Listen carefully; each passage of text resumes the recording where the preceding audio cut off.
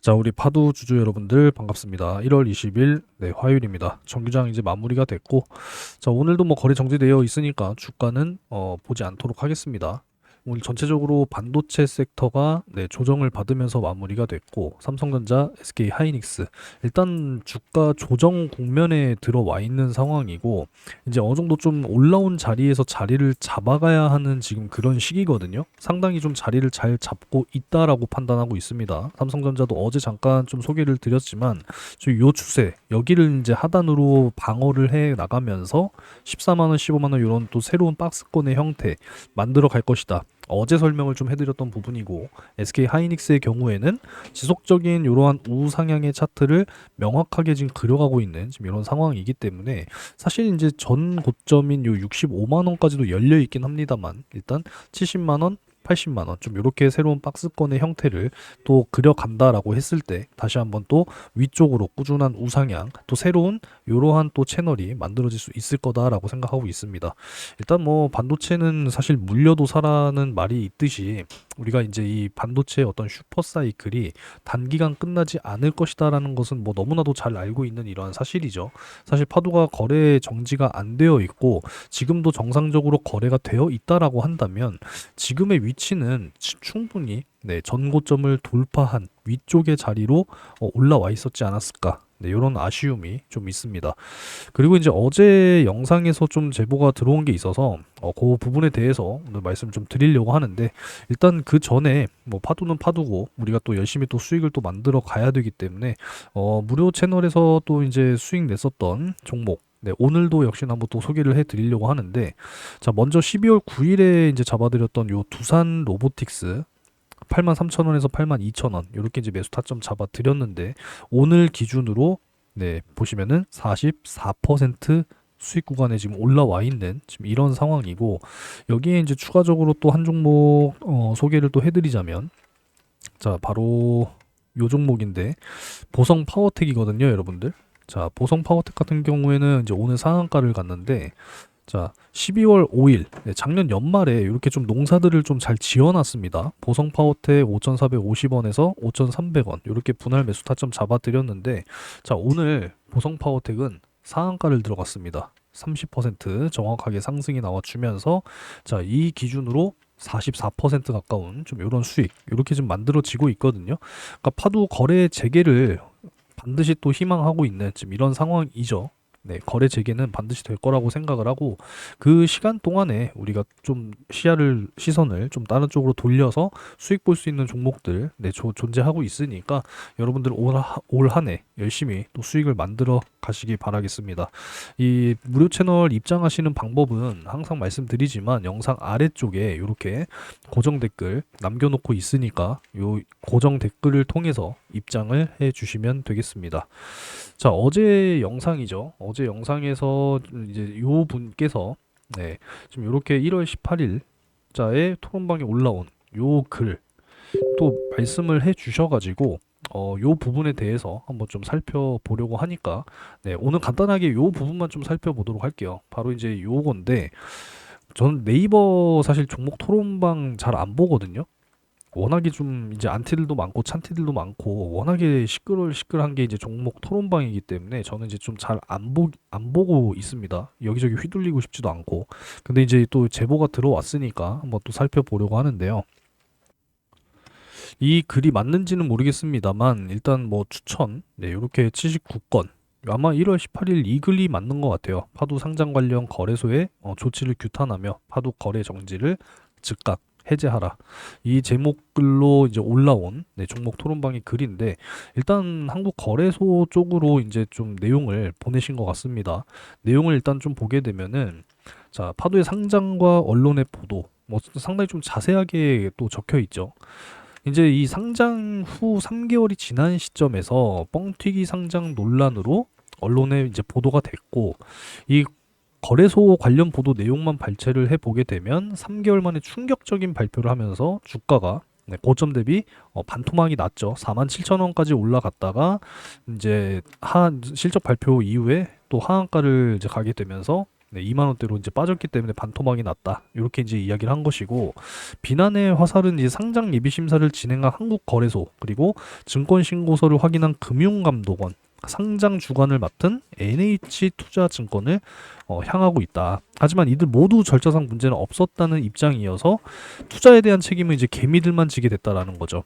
그러니까 이때 당시에 이제 그러니까 초기에 투자하신 분들이 이 뻥튀기 상장에 속아서 우리가 피해를 보고 있다. 라면서 결국은 이제 소수가 모여서 이제 집단 소송으로 이어진 계기가 됐다. 이렇게 일단은 좀 이해를 할 수가 있다라는 것이고, 논란이 지속적으로 확산이 되니까 결국은 금융당국은 뒤늦게 상장 과정을 다시 이제 들여다봤죠. 근데 이 들여다본 이후에 조치는 없었어요.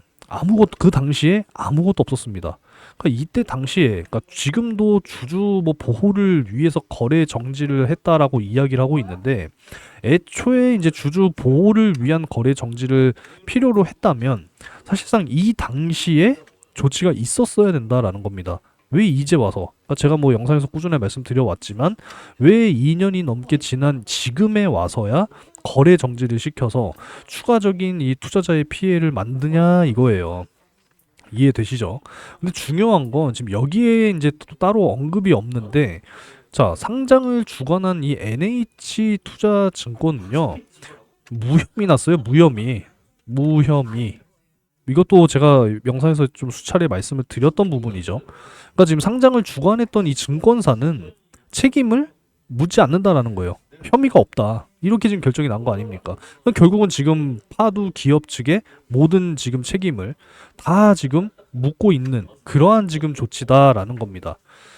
지금 보시면은 11월 17일 1차 언론 보도 이후에는 아무런 조치가 없었다가 2년 뒤에 작년 12월 18일 일부 언론의 2차 보도에 대해서는 다음과 같이 파도에 대해서 거래 정지 조치를 했다라는 거 아니겠습니까? 그죠? 풍문 또는 언론 관련 이하는 내용은 생략됐습니다. 결국은 상장 적격성에 대한 이제 실질 심사 대상에 대한 결정 여부, 이게 이제 또 중요한 부분이 되겠죠.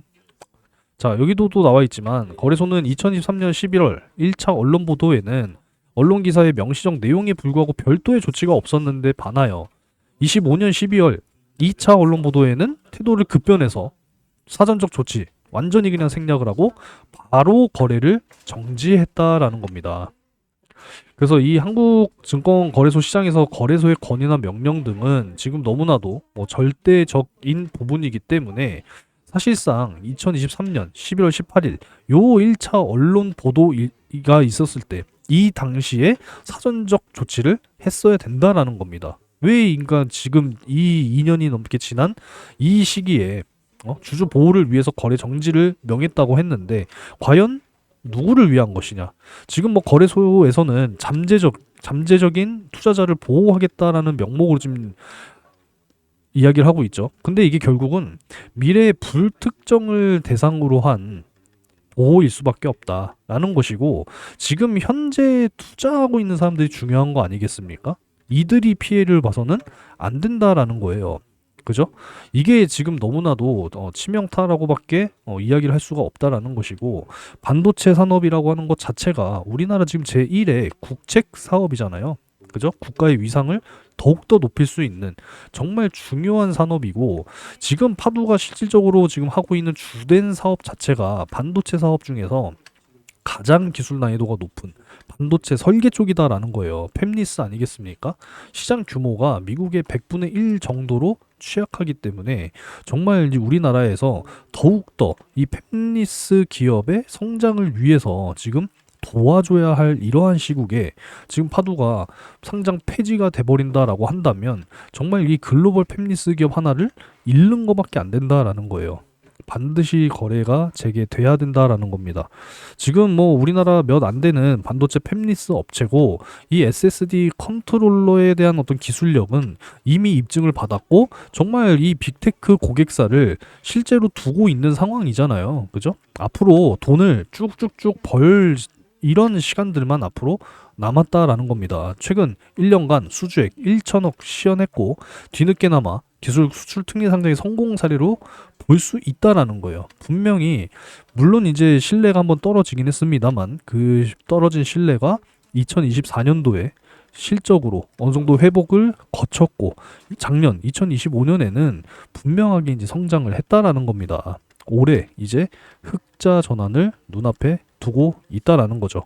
끊임없이 지금 R&D 투자 비용 투입을 하고 있는 지금 이런 상황이고 돈도 지속적으로 벌고 있는 지금 이런 상황이기 때문에 지금 기술로 살아남기 위해 고군분투하는 파도의 경영진의 모습 여러분들 상상 하고 계실 거 아닙니까? 이런 첨단 산업 열심히 우리나라 국가에서도 발굴하고 지원을 해야 된다라는 거예요. 파도의 거래 재개 네, 반드시 이루어져야 한다라고 생각합니다. 또 여러 가지 또 대외적인 소식이 있는데 지금 뭐 테슬라를 팔고 삼성전자를 사야 되나 이제 1인당 5천만 원씩 이 RIA라고 하는 것이 이제 도입이 된다라고 합니다.